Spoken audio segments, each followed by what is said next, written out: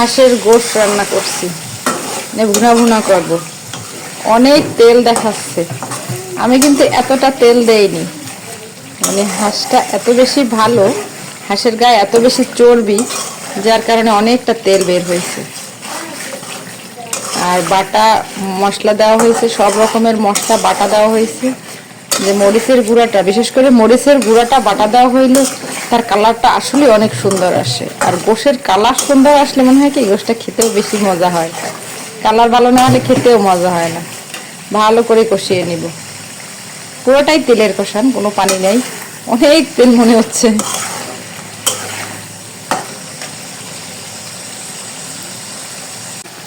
ভালো করে হাঁসের গোশত কষিয়ে নিলাম। আর কষিয়ে নেওয়ার পর অল্প আবার একটু পানি দিলাম।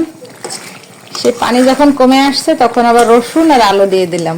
আর যেটা বলছিলাম, হাঁসের গোশে তো রসুন অনেক বেশি ভালো লাগে।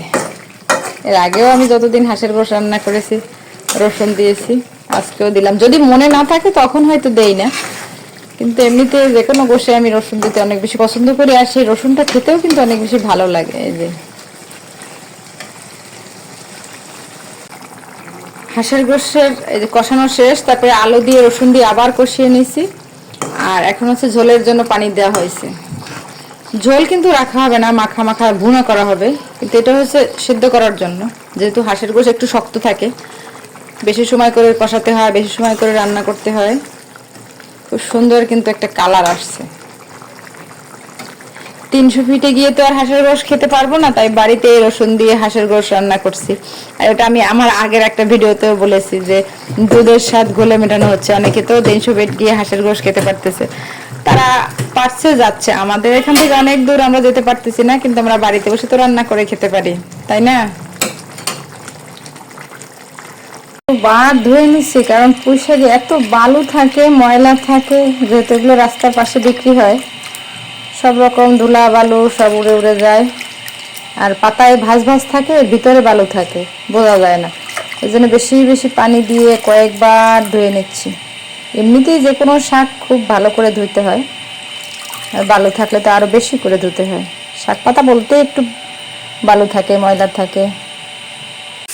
চিংড়া মাছ কুটে নিয়েছি, আর তারপরে এই যে লবণ হলুদ দিলাম আর তেল দিলাম। তারপর সব চিংড়ি মাছগুলো ভেজে নিচ্ছি।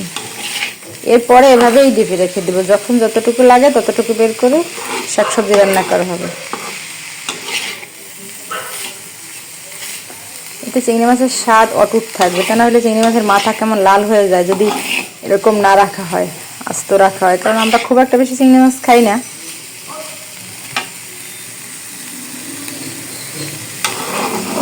শাকসবজি তো একটু খাওয়া হয়, এছাড়া খাওয়া হয় না তেমন। এই যে এখন মাথাগুলো খুব ভালো আছে, খুব সুন্দর একদম। আর ওভাবে আস্ত রেখে দিলে মাথাগুলো যখন বের করতাম, আবার বারবার বের করা হতো, বারবার ঢুকানো হতো, মাথাগুলো কালো হয়ে যেত, লাল লাল হয়ে যেত, কালো হয়ে যেত। আর এখন ঠান্ডা হলে বক্সে করে ডিপে রেখে দিব। এভাবে ট্রাই করে দেখতে পারেন আপনারাও, এই সিস্টেমটা কিন্তু অনেক ভালো। কই মাছ ভাজি করে নিচ্ছি, ভালো করে মশলা কষিয়ে নিয়েছি, তারপরে মাথাগুলো ভাজি করছি। সেদিন 5টা কই মাছ নিয়ে আসা হয়েছে, আর অনেক বড় বড় সাইজের কই মাছ কিন্তু এগুলো। আর আমি যখন মাথাগুলো ভাজি করি সব একসঙ্গে এক মাথাগুলো ভাজি করি, আবার যখন লেজগুলো ভাজি করি একসঙ্গেই লেজগুলো ভাজি করি। কে মাথা খাবে কে লেজ খাবে এই নিয়ে আর কোনো দ্বন্দ্ব হয় না। অনেকে ভাবতে পারেন কই মাছ কেন কেটে দিয়েছে, কারণ কই মাছগুলো অনেক বড় বড়, যার কারণে ভালো করে ভিতরে মশলা ঢুকবে, এই কারণেই কিন্তু কেটে দেওয়া। আর কই মাছটা ভাজি করব এই যে মালঞ্চ, এই মালঞ্চটা আগেও একদিন খেয়েছি, এত ভালো, এত মিষ্টি, তাই আবার আপনার দুলাভাই নিয়ে আসছে। এতগুলো কেউ ওর ভাইবেন না যে এতগুলো সব আমি মাছ ভাজার মধ্যে দিব।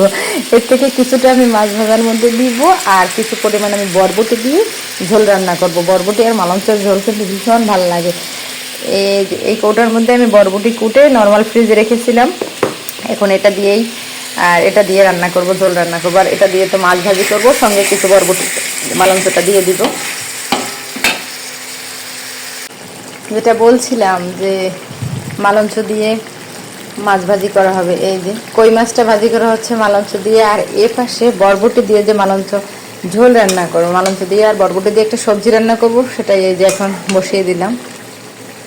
এই সবজিটা খেতে এত ভালো হয়, ঝাল কম হবে, ঝোল কম হবে, মাখা মাখা একটা সবজি, ভীষণ মজা। আর এভাবে মাছ ভাজি করলে তো ভালোই লাগে। মালঞ্চ দিয়ে যে কই মাছ ভাজি করছিলাম, এই যে রান্নাটা প্রায় শেষের দিকে, একদম চারিদিক থেকে তেল তেল বেরিয়ে আসছে। আর এই রান্নাটা কিন্তু খেতে ভীষণ মজা হয়। যারা খেয়েছেন তারা বুঝতে পারবেন যে এরকম একটু ভাজা ভাজা মালঞ্চ মিষ্টি মিষ্টি ভীষণ ভালো লাগে।